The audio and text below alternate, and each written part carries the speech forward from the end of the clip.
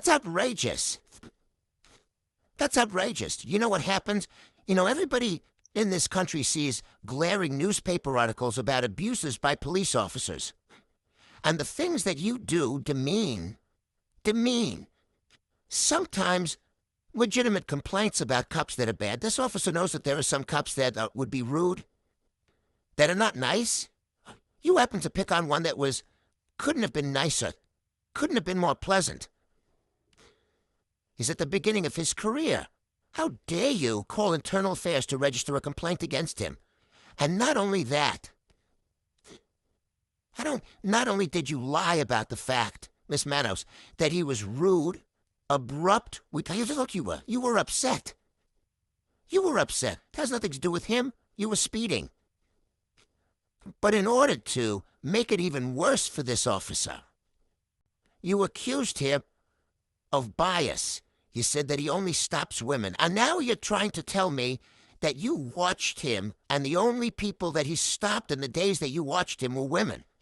Well, the days before, one of the ladies in my same building had stopped. And then, just a second. So the day before, another woman was stopped by this officer. And based on that, you concluded that he only stops women. Well, on all the days that I saw him the same location, for almost about 4 days, and all he ever saw pulled over was women. Oh, now please. No real flakes. Yes, Your Honor. Miss Banos, I want to tell you something. If you don't tell the truth once, judges don't believe anything that you say. I am telling the truth. Oh, no. You didn't tell the truth about your major complaint because you said your major complaint was that he was rude to you. I thought he was rude. No. You felt he was rude?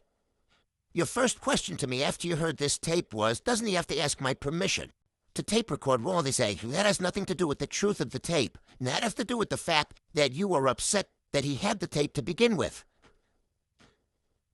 No, I now didn't even know they had. Officer Robinson. Yes, ma'am. Let's get to your damages, sir. Yes, ma'am. People have to be discouraged from filing false complaints against police officers. And I'm going to compensate you. Thank you. I want you to tell me what you feel as if it's worth and where you would like the money to go. Well, I feel it's worth the full amount of the suit that I filed for, which was for $5,000, based upon a couple of reasons. Number one, as you already stated, I've only had 14 years on the police department. I probably have another 16 more to do, and the promotability, this type of complaint goes into your personnel package, whether it's unfounded or no misconduct is as a result of the end of the investigation. It hurts an officer's career. How long did this investigation go on, sir?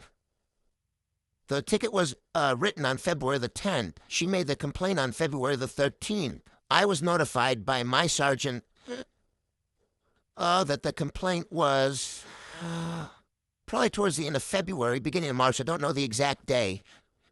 From that point on, I began to obtain assistance from another police officer as well as a private investigator, Officer Clark Baker here, who's my witness and helped me to establish a case against Miss Manas. When was the investigation with regard to her complaint finally terminated with regard to you? June the 1st, I was called into the captain's office. And I have paperwork here to show it was originally found unfounded. They sent it to the chief of police office.